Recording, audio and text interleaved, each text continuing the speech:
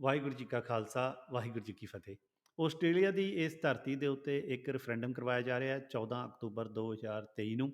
Referendum ਕਿਉਂ ਜ਼ਰੂਰੀ ਹੈ, ਕਿਉਂ ਕਿੱਦਾਂ ਹੋ ਰਿਹਾ ਹੈ ਔਰ ਇਹਦਾ ਕੀ ਪ੍ਰੋਸੈਸ ਕੀ ਹੈ, ਤਾਂ ਉਹਦੇ ਬਾਰੇ ਸਾਡੇ ਨਾਲ ਗੱਲ ਕਰਨ ਦੇ ਲਈ ਹਰਪ੍ਰੀਤ ਸਿੰਘ ਜੀ ਜੁੜੇ ਨੇ, ਜੋ ਕਿ ਆਫਿਸਰ ਗੁਰਦੁਆਰਾ ਸਾਹਿਬ ਦੇ ਵਿੱਚ ਇੱਕ ਸੇਵਾਦਾਰ ਨੇ ਤੇ ਨਾਲ ਫੈਡਰੇਸ਼ਨ ਯੂਨੀਵਰਸਿਟੀ ਦੇ ਵਿੱਚ ਉਹ ਅਕੈਡਮਿਕ ਕਾਫੀ ਕੰਮ ਕਰ ਰਹੇ ਨੇ, ਕਮਿਊਨਿਟੀ ਦੇ ਵਿੱਚ ਬਹੁਤ ਐਕਟਿਵ ਨੇ ਔਰ ਇਸ ਰੈਫਰੈਂਡਮ ਨੂੰ ਲੈ ਕੇ ਵੀ ਉਹ ਕਾਫੀ ਐਕਟੀਵਿਟੀਜ਼ ਕਰ ਰਹੇ ਨੇ ਔਰ ਯੈਸ ਕੈਂਪੇਨ ਨੂੰ ਕਾਫੀ ਪ੍ਰਮੋਟ ਕਰ ਰਹੇ ਨੇ। ਤਾਂ ਆਓ ਜੀ ਅਸੀਂ ਉਹਨਾਂ ਨੂੰ ਇੰਟਰੋਡਿਊਸ ਕਰਦੇ ਹਾਂ। ਤੇ ਦੱਸੋ ਜੀ ਕਿ ਰੈਫਰੈਂਡਮ ਕੀ ਹੈ, ਕਿਉਂਕਿ ਸਾਡੇ ਲੋਕਾਂ ਨੇ ਬੜੇ ਪਿਛਲੇ ਸਮੇਂ ਦੇ ਵਿੱਚ ਰੈਫਰੈਂਡਮ ਸੁਣਦੇ ਆ ਰਹੇ ਹਾਂ, ਬਟ ਆਸਟ੍ਰੇਲੀਆ ਦੇ ਵਿੱਚ ਜਿਹੜਾ ਇਹ ਰੈਫਰੈਂਡਮ ਹੈ ਇਹ ਕੀ ਹੈ, ਇਹਨੂੰ ਥੋੜ੍ਹਾ ਜਿਹਾ ਤੁਸੀਂ ਸਮਝਾਓ ਕਿ ਵੌਇਸ ਟੂ ਪਾਰਲੀਮੈਂਟ ਰੈਫਰੈਂਡਮ ਕੀ ਹੈ। ਬਹੁਤ ਬਹੁਤ ਅੱਛਾ ਬੇਸਿਕ ਮੂਲ ਕੁਐਸਚਨ ਹੈਗਾ ਜੀ। ਰੈਫਰੈਂਡਮ ਕੀ ਚੀਜ਼ ਹੈਗੀ ਹੈ ਜੀ? ਸਭ ਤੋਂ ਪਹਿਲੇ ਅਸੀਂ ਇਹ ਸਮਝੀਏ ਕਿ ਇੱਕ ਆਸਟ੍ਰੇਲੀਅਨ ਕਨਸਟੀਟਿਊਸ਼ਨ ਵਿੱਚ ਆਪਾਂ ਨੂੰ ਕੋਈ ਵੀ ਜੇ ਚੇਂਜ ਲੈ ਕੇ ਆਣਾ ਹੈ, ਉਸ ਚੇਂਜ ਨੂੰ ਲੈ ਕੇ ਆਉਣ ਲਈ ਇੱਕ ਪ੍ਰੋਸੈਸ ਫੋਲੋ ਕੀਤਾ ਜਾਂਦਾ ਹੈ। ਉਸ ਪ੍ਰੋਸੈਸ ਨੂੰ ਰੈਫਰੈਂਡਮ ਕਿਹਾ ਜਾਂਦਾ ਹੈ। 1901 ਵਿੱਚ ਸਾਡਾ ਆਸਟ੍ਰੇਲੀਅਨ ਕਨਸਟੀਟਿਊਸ਼ਨ ਬਣਿਆ ਸੀਗਾ ਜੀ। ਉਸ ਕਨਸਟੀਟਿਊਸ਼ਨ ਵਿੱਚ ਜਿਹੜੇ ਦੇ ਇੱਥੇ ਦੇ ਐਬੋਰੀਜਨਲ ਟੋਰਸ ਸਟ੍ਰੇਟ ਆਈਲੈਂਡਰ ਲੋਕ ਹੈ, ਉਹਨਾਂ ਨੂੰ ਉਸ ਕਨਸਟੀਟਿਊਸ਼ਨ ਵਿੱਚ ਰੈਕੋਗਨਾਈਜ਼ ਵੀ ਨਹੀਂ ਕੀਤਾ ਗਿਆ। ਜੇ ਅਸੀਂ ਦੇਖੀਏ ਇੰਡਸ ਵੈਲੀ ਸਿਵਲਾਈਜੇਸ਼ਨ, ਜੇ ਅਸੀਂ ਦੇਖੀਏ ਐਬੋਰੀਜਨਲਸ, ਤੇ ਇਹਨਾਂ ਦਾ ਕਲਚਰ ਤਕਰੀਬਨ 60-65 ਹਜ਼ਾਰ ਸਾਲ ਪੁਰਾਣਾ ਕਲਚਰ ਹੈਗਾ ਹੈ। 200 ਸਾਲ ਪਹਿਲੇ ਕੋਲੋਨਾਈਜ਼ਰਸ ਆਏ, ਉਹਨਾਂ ਨੇ ਇਸ ਜਗ੍ਹਾ ਤੇ ਕਬਜ਼ਾ ਕਰ ਲਿਆ, ਉਹਨਾਂ ਨੇ ਕਨਸਟੀਟਿਊਸ਼ਨ ਬਣਾਇਆ ਤੇ ਉਸ ਕਨਸਟੀਟਿਊਸ਼ਨ ਵਿੱਚ ਉਹਨਾਂ ਨੇ ਐਬੋਰੀਜਨਲ ਦੇ ਟੋਰਸ ਸਟੇਟ ਆਈਲੈਂਡ, ਜਿਨ੍ਹਾਂ ਨੂੰ ਅਸੀਂ ਫਸਟ ਨੇਸ਼ਨਸ ਪੀਪਲਸ ਵੀ ਕਹਿੰਦੇ ਆ, ਉਹਨਾਂ ਨੂੰ ਇਸ ਕਨਸਟੀਟਿਊਸ਼ਨ ਵਿੱਚ ਇਨਕਲੂਡ ਵੀ ਨਹੀਂ ਕੀਤਾ ਗਿਆ। ਹੁਣ ਇਹ ਰੈਫਰੈਂਡਮ ਇਹ ਆਇਆ ਜੀ, ਜਿਸ ਵਿੱਚ ਆਪਾਂ ਇਹ ਕੋਸ਼ਿਸ਼ ਕਰ ਰਹੇ ਹਾਂ ਕਿ ਅਸੀਂ ਇਹ ਕਨਸਟੀਟਿਊਸ਼ਨ ਵਿੱਚ ਚੇਂਜ ਲੈ ਕੇ ਆਈਏ, ਜਿਹਦੇ ਵਾਸਤੇ ਵੋਟਿੰਗ ਹੋਏਗੀ ਜੀ 14 ਅਕਤੂਬਰ ਨੂੰ। ਤਕਰੀਬਨ 3 ਹਫ਼ਤੇ ਪਹਿਲੇ ਪ੍ਰੀ ਪੋਲ ਵੋਟਿੰਗ ਸਟਾਰਟ ਹੋ ਜਾਏਗੀ ਜੀ। ਤੇ ਪ੍ਰੋਸੈਸ ਬਹੁਤ ਹੀ ਕੰਬਰਸਮ ਪ੍ਰੋਸੈਸ ਹੈਗਾ, ਕਿਉਂਕਿ ਕਨਸਟੀਟਿਊਸ਼ਨ ਨੂੰ ਬਦਲਣਾ ਬਹੁਤ ਬਹੁਤ ਹੀ ਔਖਾ ਕੰਮ ਹੈਗਾ। ਹੁਣ ਤੱਕ ਜਿੰਨੇ ਵੀ ਰੈਫਰੈਂਡਮ ਆਏ ਆ, ਉਸ ਤਕਰੀਬਨ ਓਨਲੀ 17 ਜਾਂ 18% ਰੈਫਰੈਂਡਮ ਹੀ ਸਕਸੈਸਫੁਲ ਹੋਏ ਹੈ। ਤੇ ਉਹਦਾ ਇਹ ਰੀਜ਼ਨ ਹੈ ਕਿ ਰੈਫਰੈਂਡਮ ਨੂੰ ਪਾਸ ਕਰਨ ਲਈ ਤਕਰੀਬਨ 50% ਪਲੱਸ ਪੋਪੂਲੇਸ਼ਨ ਜਿਹੜੀ ਆਸਟ੍ਰੇਲੀਆ ਦੀ ਜਿਹੜੀ ਵੋਟ ਕਰ ਸਕਦੀ ਹੈ, ਉਹ ਜੇ ਰੈਫਰੈਂਡਮ ਨੂੰ ਯੈਸ ਕਹੇਗੀ ਤਾਂ ਹੀ ਇਹ ਰੈਫਰੈਂਡਮ ਅਪਰੂਵ ਹੋਏਗਾ। ਰੈਫਰੈਂਡਮ ਨੂੰ ਡਬਲ ਰੈਫਰੈਂਡਮ ਵੀ ਕਿਹਾ ਜਾਂਦਾ ਹੈ, ਕਿਉਂਕਿ ਨਾਟ ਓਨਲੀ ਉਹ 50% ਪਲੱਸ ਪੋਪੂਲੇਸ਼ਨ ਨੇ ਉਹਨੂੰ ਵੋਟ ਕਰਨਾ ਹੈ, ਔਨ ਟੌਪ ਆਫ ਦੈਟ ਸਾਡੀ 6 ਸਟੇਟਸ ਚੋਂ 4 ਸਟੇਟਸ ਨੂੰ ਰੈਫਰੈਂਡਮ ਦੇ ਫੇਵਰ ਵਿੱਚ ਵੋਟ ਕਰਨਾ ਹੋਏਗਾ, ਤਾਂ ਹੀ ਇਹ ਰੈਫਰੈਂਡਮ ਥਰੂ ਹੋਏਗਾ। ਇਸ ਰੈਫਰੈਂਡਮ ਵਿੱਚ ਚੇਂजेस ਕੀ ਪ੍ਰਪੋਜ਼ ਕੀਤੇ ਜਾ ਰਹੇ ਹਨ ਕਿ ਸਭ ਤੋਂ ਪਹਿਲੇ ਅਸੀਂ ਫਸਟ ਨੇਸ਼ਨਸ ਪੀਪਲ ਨੂੰ ਕਨਸਟੀਟਿਊਸ਼ਨ ਵਿੱਚ ਰੈਕੋਗਨਾਈਜ਼ ਕਰੀਏ, ਤੇ ਸੈਕੰਡਲੀ ਅਸੀਂ ਇੱਕ ਐਡਵਾਈਜ਼ਰੀ ਬੋਡੀ ਬਣਾਈ ਹੈ, ਜਿਹੜੀ ਐਡਵਾਈਜ਼ਰੀ ਬੋਡੀ ਵਿੱਚ ਐਬੋਰੀਜਨਲ ਦੇ ਟੋਰਸ ਸਟੇਟ ਆਈਲੈਂਡਰ ਦੇ ਨੁਮਾਇੰਦੇ ਬੈਠਣਗੇ ਤੇ ਉਹ ਸਰਕਾਰ ਨੂੰ ਸਲਾਹ ਦੇਣਗੇ ਕਿ ਹਾਂ ਵੀ ਕੋਈ ਵੀ ਮੈਟਰ ਐਬੋਰੀਜਨਲ ਦੇ ਟੋਰਸ ਸਟੇਟ ਆਈਲੈਂਡਰ ਮੈਟਰ ਹੈਗਾ, ਉਹ ਮੈਟਰ ਤੇ ਸਰਕਾਰ ਨੂੰ ਕੀ ਡਿਸੀਜਨ ਲੈਣਾ ਚਾਹੀਦਾ, ਕੀ ਐਕਸ਼ਨ ਲੈਣਾ ਚਾਹੀਦਾ। ਹੁਣ ਇਹ ਮੈਟਰ ਜਿਹੜੀ ਐਡਵਾਈਸ ਦਿੱਤੀ ਜਾਏਗੀ, ਉਹ ਸਿਰਫ ਇੱਕ ਐਡਵਾਈਸ ਹੈਗੀ ਹੈ, ਉਹ ਕਿਸੇ ਵੀ ਤਰ੍ਹਾਂ ਕਿਸੇ ਵੀ ਪੱਖੋਂ ਸਰਕਾਰ ਤੇ ਮੈਂਡੇਟਰੀ ਨਹੀਂ ਹੈ, ਉਹ ਵੈਟੋ ਪਾਵਰ ਨਹੀਂ ਹੈਗੀ ਹੈ।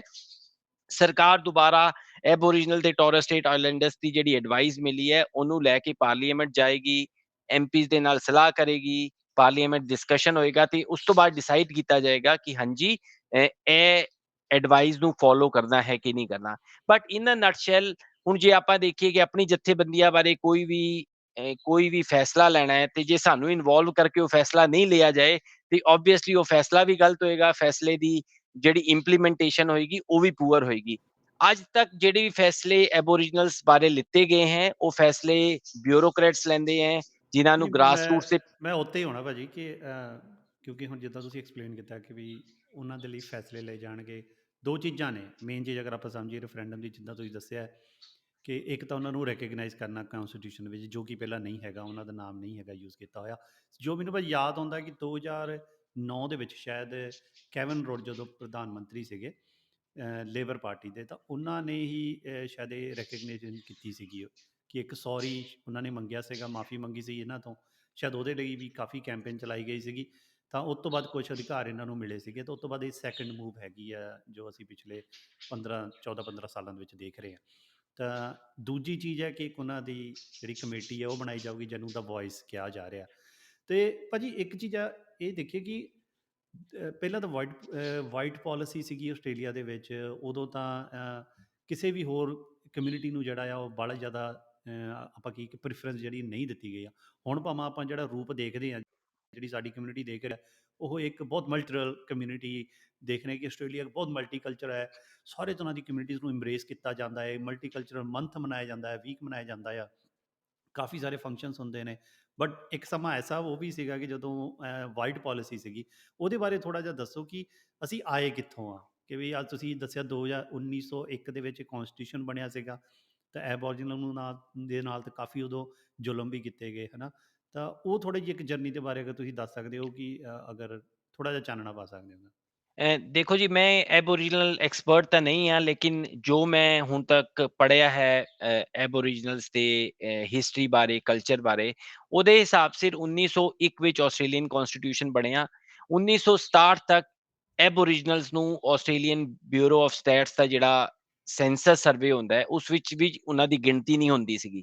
ਮਤਲਬ ਬੰਦੇ ਵੀ ਨਹੀਂ ਉਹਨਾਂ ਨੂੰ ਮੰਨਿਆ ਗਿਆ ਉਹਨਾਂ ਨੂੰ, ਉਹਨਾਂ ਬੰਦੇ। ਨੂੰ ਬੰਦੇ ਵੀ ਨਹੀਂ ਮੰਨਿਆ ਗਿਆ, ਉਹਨਾਂ ਨੂੰ ਜਾਨਵਰ, ਉਹਨਾਂ ਨੂੰ ਫਲ ਫੁੱਲ ਦਾ ਦਰਜਾ ਦਿੱਤਾ ਗਿਆ। ਹੂੰ। 1967 ਵਿੱਚ ਇੱਕ ਰੈਫਰੈਂਡਮ ਆਇਆ ਇਸੀ ਤਰ੍ਹਾਂ, ਜਿਹਨੂੰ ਦੋਨੋਂ ਪਾਰਟੀਆਂ ਨੇ ਸਪੋਰਟ ਕੀਤਾ, ਤੇ ਠੀਕ ਉਸ ਹੈ ਜੀ। ਰੈਫਰੈਂਡਮ ਰਾਹੀਂ ਇਹ ਡਿਸੀਜਨ ਲਿਆ ਗਿਆ ਕਿ ਕੌਂਸਟੀਟਿਊਸ਼ਨ ਵਿੱਚ ਅਸੀਂ ਐਬੋਰੀਜਨਲਸ ਤੇ ਟੋਰਸ ਸਟ੍ਰੇਟ ਆਈਲੈਂਡਰ ਲੋਕਾਂ ਨੂੰ ਆਪਾਂ ਕਾਊਂਟ ਕਰਨਾ ਹੈ। ਓਕੇ। 92% ਬੰਦਿਆਂ ਨੇ ਉਸ ਰੈਫਰੈਂਡਮ ਨੂੰ ਸਪੋਰਟ ਕੀਤਾ ਸੀਗਾ, 8% ਬੰਦਿਆਂ ਨੇ ਉਸ ਟਾਈਮ ਨਹੀਂ ਕੀਤਾ ਸੀਗਾ। ਠੀਕ ਹੈ। 1999 'ਚ ਇੱਕ ਹੋਰ ਰੈਫਰੈਂਡਮ ਆਇਆ ਸੀਗਾ, ਜਿਸ ਵਿੱਚ ਇਹ ਕਿਹਾ ਗਿਆ ਸੀਗਾ ਕਿ ਅਸੀਂ ਆਸਟ੍ਰੇਲੀਅਨ ਕੌਂਸਟੀਟਿਊਸ਼ਨ ਦੇ ਪ੍ਰੀਐਮਬਲ ਨੂੰ ਚੇਂਜ ਕਰਨਾ ਹੈ, ਜਿਸ ਵਿੱਚ ਅਸੀਂ ਐਬੋਰੀਜਨਲਸ ਦਾ ਨਾਂ ਲੈ ਕੇ ਆਵਾਂਗੇ, ਲੇਕਿਨ ਉਹ ਰੈਫਰੈਂਡਮ ਡਿਫੀਟ ਹੋ ਗਿਆ ਸੀ। ਠੀਕ ਹੈ। 2008 ਵਿੱਚ ਕੈਵਿਨ ਰਡ ਨੇ ਜਦ as a prime minister parliament ਵਿੱਚ ਓਥ ਲਈ, ਤੇ ਉਸ ਤੋਂ ਬਾਅਦ ਉਹਨਾਂ ਨੇ ਪਾਰਲੀਮੈਂਟ 'ਚ ਆ ਕੇ ਸਟੋਲਨ ਜਨਰੇਸ਼ਨਸ ਜਿਹੜੀਆਂ ਸੀਗੀਆਂ ਉਹਨਾਂ ਵਾਸਤੇ ਮਾਫੀ ਮੰਗੀ। ਸਟੋਲਨ ਜਨਰੇਸ਼ਨਸ ਕੀ ਸੀਗੀਆਂ? ਇਹਨਾਂ ਲੋਕਾਂ ਦੇ ਜਿਹੜੇ ਜ਼ੁਲਮ ਹੋਏ, ਇਹਨਾਂ ਨੂੰ ਇਹਨਾਂ ਦੇ ਬੱਚਿਆਂ ਤੋਂ ਅਲੱਗ ਕਰ ਦਿੱਤਾ ਗਿਆ, ਇਹ ਕਹਿ ਕੇ ਕਿ ਮਾਂ ਪਿਓ ਬੱਚਿਆਂ ਦਾ ਧਿਆਨ ਨਹੀਂ ਰੱਖ ਸਕਦੇ, ਬੱਚਿਆਂ ਨੂੰ, ਭੈਣ ਭਰਾਵਾਂ ਨੂੰ, ਮਾਂ ਪਿਓ ਨੂੰ, ਸਾਰਿਆਂ ਨੇ ਇੱਕ ਦੂਜੇ ਤੋਂ ਅੱਡ ਕਰ ਦਿੱਤਾ ਗਿਆ। ਉਸ ਕਰਕੇ ਇਹਨਾਂ ਲੋਕਾਂ ਨੇ ਆਪਣੀ ਲਾਈਫ 'ਚ ਬਹੁਤ ਬਹੁਤ ਦੁੱਖ ਝੇਲੇ ਹੈ, ਬੜੀ ਐਂਗਜ਼ਾਇਟੀ ਰਹੀ ਇਹਨਾਂ ਨੂੰ, ਬੜੇ ਲੋਕੀ ਡਿਪਰੈਸ਼ਨ ਚਲੇ ਗਏ, ਬੜੇ ਬੰਦਿਆਂ ਦੀ ਮੈਂਟਲ ਹੈਲਥ ਇਫੈਕਟ ਹੋ ਗਈ, ਬੜੇ ਬੰਦੇ ਮਰ ਗਏ ਸੀ ਇਹਨਾਂ ਚੀਜ਼ਾਂ ਕਰਕੇ।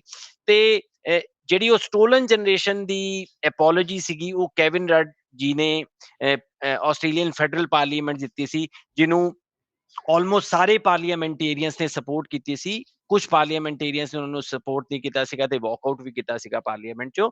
ਲੇਕਿਨ ਅੱਜ ਉਹੀ ਪਾਰਲੀਮੈਂਟੇਰੀਅਨ ਨੇ ਜਿਨ੍ਹਾਂ ਨੇ ਵਾਕਆਊਟ ਕੀਤਾ ਸੀਗਾ, ਅੱਜ ਉਹ ਵੌਇਸ ਰੈਫਰੈਂਡਮ ਦੇ ਵੀ ਅਗੇਂਸਟ ਹੈਗੇ ਹੈ।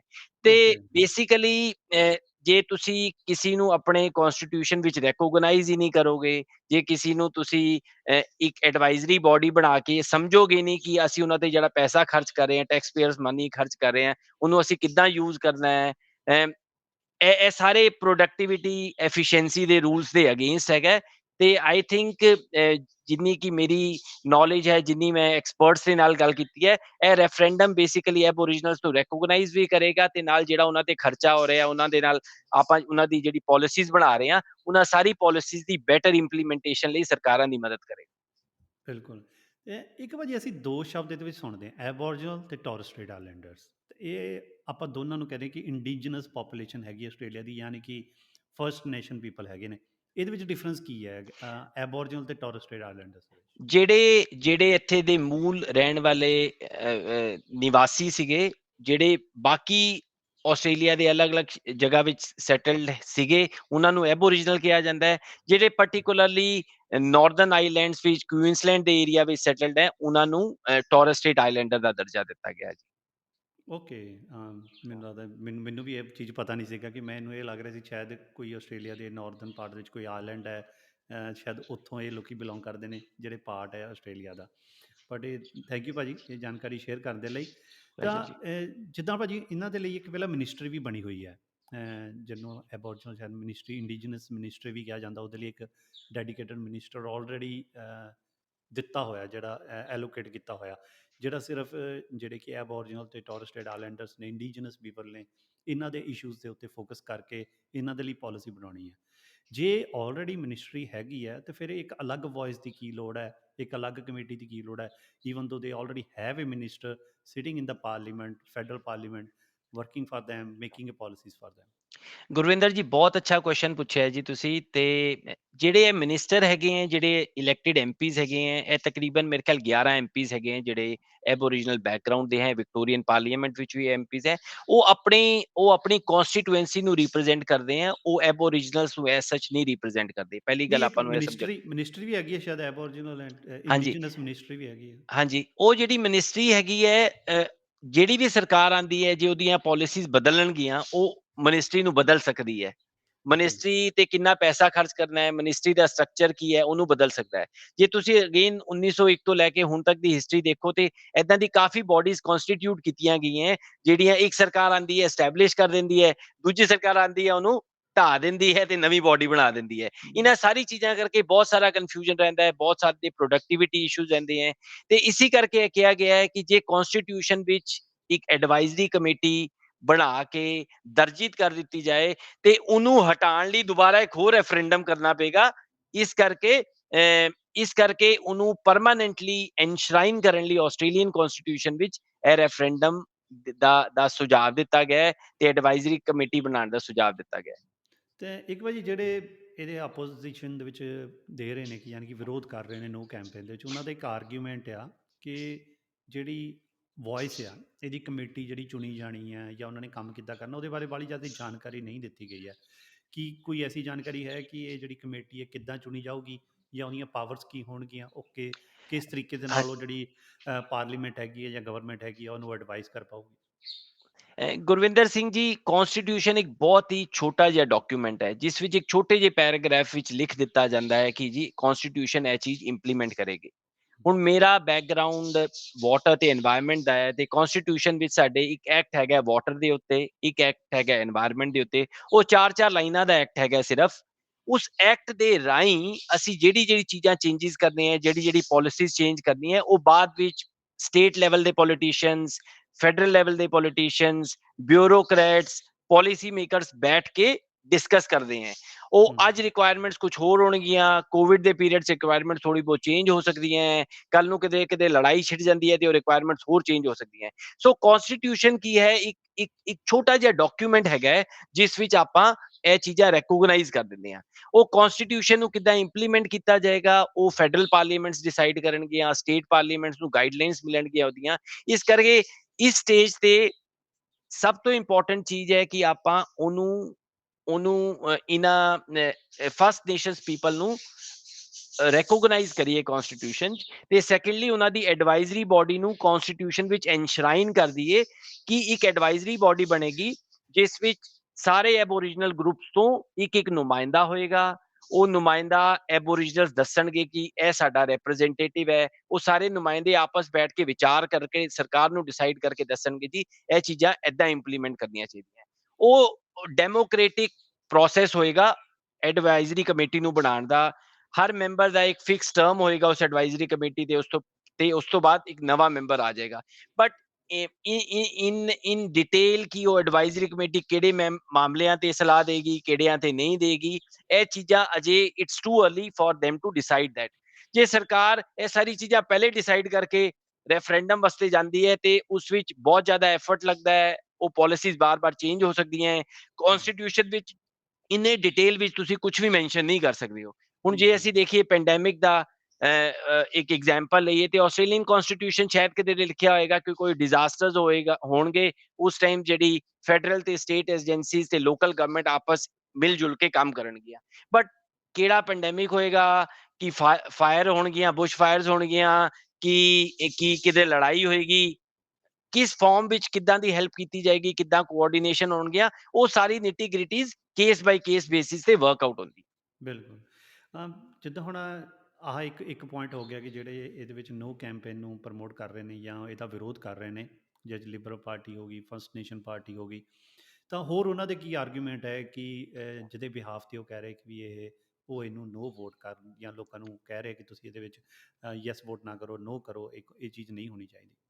ਦੇਖੋ ਜੀ ਵੈਸੇ ਤੇ ਇਨ ਅ ਬੈਸਟ ਕੇਸ ਸਿਨਾਰੀਓ ਦੋਨੋਂ ਪਾਰਟੀਆਂ ਨੂੰ ਇਹ ਸਪੋਰਟ ਕਰਨਾ ਚਾਹੀਦਾ ਸੀਗਾ ਫਿਲਹਾਲ ਲੇਬਰ ਪਾਰਟੀ ਤੇ ਗ੍ਰੀਨਸ ਪਾਰਟੀ ਨੂੰ ਸਪੋਰਟ ਕਰ ਰਹੀ ਹੈ। ਲਿਬਰਲ ਪਾਰਟੀ ਆਪਾਂ ਇਹ ਨਹੀਂ ਕਹਿ ਸਕਦੇ ਪੂਰੀ ਲਿਬਰਲ ਪਾਰਟੀ ਦੇ ਅਗੇਂਸਟ ਹੈਗੀ ਹੈ। ਜੇ ਤੁਸੀਂ ਟਸਮੈਨੀਆ ਦੇਖੋ ਜਿੱਥੇ ਲਿਬਰਲ ਗਵਰਨਮੈਂਟ ਹੈਗੀ ਹੈ, ਉੱਥੇ ਦੇ ਪ੍ਰੀਮੀਅਰ ਨੇ ਇਹਨੂੰ ਸਪੋਰਟ ਕੀਤਾ ਹੈ। ਜੇ ਠੀਕ ਹੈ, ਤੁਸੀਂ ਫੈਡਰਲ ਲੈਵਲ ਤੇ ਲਿਬਰਲ ਪਾਰਟੀ ਦੇਖ ਲਓ ਤੇ ਅਜੇ ਤਕਰੀਬਨ ਕੁਝ ਐਮਪੀ 10 ਤੋਂ 20% एमपी इन्हों सपोर्ट कर रहे हैं। So I think in blank statement की लिबरल पार्टी ਨੂੰ ਸਪੋਰਟ ਨਹੀਂ ਕਰ ਰਹੀ, ਉਹ ਮੇਰੇ ਖਿਆਲ ਥੋੜਾ ਜਿਹਾ ਗਲਤ ਚੀਜ਼ ਹੈਗੀ ਹੈ ਜਿਹੜੀ ਪ੍ਰੋਪੇਗੇਟ ਕੀਤੀ ਜਾ ਰਹੀ ਹੈ। ਜਿਹੜੇ ਬੰਦੇ ਨੋ ਕੈਂਪੇਨ ਕਰ ਰਹੇ ਆ ਉਹ ਇਹ ਕਹਿ ਰਹੇ ਆ ਕਿ ਆਸਟ੍ਰੇਲੀਅਨ ਕਨਸਟੀਟਿਊਸ਼ਨ ਵਿੱਚ ਅਸੀਂ ਐਬੋਰੀਜਨਲਸ ਨੂੰ ਦਰਜਾ ਦੇਣਾ ਚਾਹੀਦਾ ਹੈ, ਲੇਕਿਨ ਐਡਵਾਈਜ਼ਰੀ ਕਮੇਟੀ ਨਹੀਂ ਬਣਾਉਣੀ ਚਾਹੀਦੀ ਕਿਉਂਕਿ ਆਸਟ੍ਰੇਲੀਆ ਵਿੱਚ ਸਾਰੇ ਲੋਕ ਬਰਾਬਰ ਹੈ। ਹੁਣ ਠੀਕ ਹੈ, ਉਹ ਇਹ ਚੀਜ਼ ਨਹੀਂ ਸਮਝ ਰਹੇ ਹੈ ਕਿ ਕੋਈ ਤਬਕਾ ਜਿਹੜਾ ਪਿਛੜਿਆ ਹੋਇਆ ਹੈ, ਉਸ ਤਬਕੇ ਦੀ ਜਿਹੜੀ ਸਿਚੁਏਸ਼ਨ ਹੈ ਉਹਨੂੰ ਇੰਪਰੂਵ ਕਰਨ ਲਈ ਆਪਾਂ ਨੂੰ ਜ਼ਿਆਦਾ ਐਫਰਟਸ ਕਰਨੇ ਪੈਣਗੇ। ਜਿਹੜਾ ਤਬਕਾ ਇੰਨੇ ਸਾਲਾਂ ਤੋਂ ਦਬਾ ਕੇ ਰੱਖਿਆ ਗਿਆ ਹੈ, ਜਿਸ ਤਬਕੇ ਦੀ ਲੈਂਡ ਤੇ ਅਸੀਂ ਰਹਿ ਰਹੇ ਹਾਂ, ਉਹਨਾਂ ਦੇ ਜਿਹੜੇ ਮੈਟਰਸ ਹੈ ਉਹਨਾਂ ਨੂੰ ਸੋਲਵ ਕਰਨ ਲਈ ਸਾਨੂੰ ਅਲੱਗ ਅਪਰੋਚ ਲੈਣੀ ਪਏਗੀ। ਤੇ ਇਹ ਸਾਰੀ ਚੀਜ਼ਾਂ ਜਿਹੜੀਆਂ ਹੈ ਇਹ ਕਰਨ ਲਈ ਆਪਾਂ ਨੂੰ ਇੱਕ ਐਡਵਾਈਜ਼ਰੀ ਬੋਡੀ ਦੀ ਸਖਤ ਜ਼ਰੂਰਤ ਹੈਗੀ ਹੈ। ਤੇ ਮੇਰੇ ਖਿਆਲ ਨੋ ਕੈਂਪੇਨ ਇਹ ਐਡਵਾਈਜ਼ਰੀ ਕਮੇਟੀ ਦੇ ਅਗੇਂਸਟ ਹੈਗਾ, ਇਸ ਕਰਕੇ ਉਹ ਸਾਰੇ ਲੋਕਾਂ ਨੂੰ ਇਹ ਕਹਿ ਰਿਹਾ ਕਿ ਤੁਸੀਂ ਨੋ ਵਾਲੀ ਸਾਈਡ ਜਾਓ ਤੇ ਨੋ ਵੋਟ ਕਰੋ। ਦੂਜੀ ਚੀਜ਼ ਇਹ ਹੈਗੀ ਹੈ ਕਿ ਨੋ ਕੈਂਪੇਨ ਇਹ ਕਹਿ ਰਿਹਾ ਕਿ ਜ਼ਿਆਦਾ ਡਿਟੇਲਸ ਨਹੀਂ ਦਿੱਤੇ ਗਏ ਹੈ ਕਿ ਐਡਵਾਈਜ਼ਰੀ ਕਮੇਟੀ ਦਾ ਕੀ ਰੋਲ ਹੋਏਗਾ, ਐਡਵਾਈਜ਼ਰੀ ਕਮੇਟੀ ਕਿਹੜੇ-ਕਿਹੜੇ ਮਾਮਲਿਆਂ ਤੇ ਫੈਸਲਾ ਲਏਗੀ। ਜਿੱਦਾਂ ਕਿ ਮੈਂ ਹੁਣੇ 1 ਮਿੰਟ ਪਹਿਲੇ ਦੱਸਿਆ ਜੀ ਕਿ ਡਿਪੈਂਡਿੰਗ ਅਪੋਨ ਕੀ ਪ੍ਰੋਬਲਮ ਹੈ, ਕਿੱਥੇ ਦੀ ਪ੍ਰੋਬਲਮ ਹੈ, ਕਿਸ ਤਰ੍ਹਾਂ ਦੀ ਪ੍ਰੋਬਲਮ ਹੈ, ਐਡਵਾਈਜ਼ਰੀ ਕਮੇਟੀ ਜਿਹੜੀ ਹੈ ਉਹ ਡਿਫਰੈਂਟ ਡਿਸਕਸ਼ਨਸ ਕਰਕੇ ਇੱਕ ਡਿਸੀਜਨ ਤੇ ਆਏਗੀ। ਉਸ ਤੋਂ ਬਾਅਦ ਉਹ ਸਲਾਹ ਸਰਕਾਰ ਨੂੰ ਦੇਗੀ, ਸਰਕਾਰ ਪਾਰਲੀਮੈਂਟ ਵਿੱਚ ਉਹਨੂੰ ਡਿਸਕਸ ਕਰੇਗੀ ਤੇ ਡਿਸਾਈਡ ਕਰੇਗੀ ਡੈਮੋਕ੍ਰੈਟਿਕਲੀ ਕਿ ਕਿਹੜੀ ਸਲਾਹ ਨੂੰ ਮੰਨਣਾ ਹੈ ਤੇ ਕਿਹੜੀ ਸਲਾਹ ਨੂੰ ਨਹੀਂ ਮੰਨਣਾ। ਇਸ ਕਰਕੇ ਇਹ ਨੋ ਕੈਂਪੇਨ ਵਾਲੇ ਮਿਸਗਾਈਡ ਕਰ ਰਹੇ ਹੈ ਆਮ ਮਾਸਿਸ ਨੂੰ ਕਿ ਸਾਡੇ ਕੋਲ ਜ਼ਿਆਦਾ ਕਲੈਰਿਟੀ ਨਹੀਂ ਹੈ ਤੇ ਇਹ ਚੀਜ਼ ਇੰਪਲੀਮੈਂਟ ਨਹੀਂ ਹੋਣੀ ਚਾਹੀਦੀ। ਠੀਕ ਹੈ ਜੀ। ਬਿਲਕੁਲ, ਇੱਕ ਪਾਸੇ ਯੈਸ ਕੈਂਪੇਨ ਚੱਲ ਰਿਹਾ ਹੈ ਤਾਂ ਦੂਜੇ ਪਾਸੇ ਨੋ ਕੈਂਪੇਨ ਚੱਲ ਰਿਹਾ ਹੈ। ਕੁਛ ਸਟੇਟਾਂ ਦੇ ਵਿੱਚ ਜਿੱਦਾਂ ਕੁਈਨਸਲੈਂਡ ਲੈ ਲਈਏ, ਉੱਥੇ ਥੋੜ੍ਹੀ ਜਿਹੀ ਨੋ ਕੈਂਪੇਨ ਜਿਹੜੀ ਉਹ ਭਾਰੂ ਹੈਗੀ ਆ। ਤਾਂ ਬਟ ਕੁਛ ਐਬੋਰੀਜਨਲ ਕਮਿਊਨਿਟੀਜ਼ ਵੀ ਹੈਗੀਆਂ ਨੇ, ਟੋਰਸ ਸਟ੍ਰੇਟ ਆਈਲੈਂਡਰਸ ਕਮਿਊਨਿਟੀਜ਼ ਹੈਗੀਆਂ ਨੇ ਜਿਹੜੀਆਂ ਇਹਦਾ ਵਿਰੋਧ ਕਰ ਰਹੀਆਂ ਨੇ, ਜਿਹੜੀ ਕਹਿ ਰਹੀਆਂ ਕਿ ਵੀ ਸ਼ਾਇਦ ਉਹ ਕਹਿ ਰਹੇ ਕਿ ਸਾਨੂੰ ਫਰਕ ਵੀ ਨਹੀਂ ਪੈ ਰਿਹਾ ਇਹਦੇ ਨਾਲ ਕੋਈ, we don't care what you vote, ਔਰ ਕੁਛ ਕਹਿ ਰਹੇ ਨੇ ਕਿ ਜੀ ਤੁਸੀਂ ਨੋ ਵੋਟ ਕਰੋ।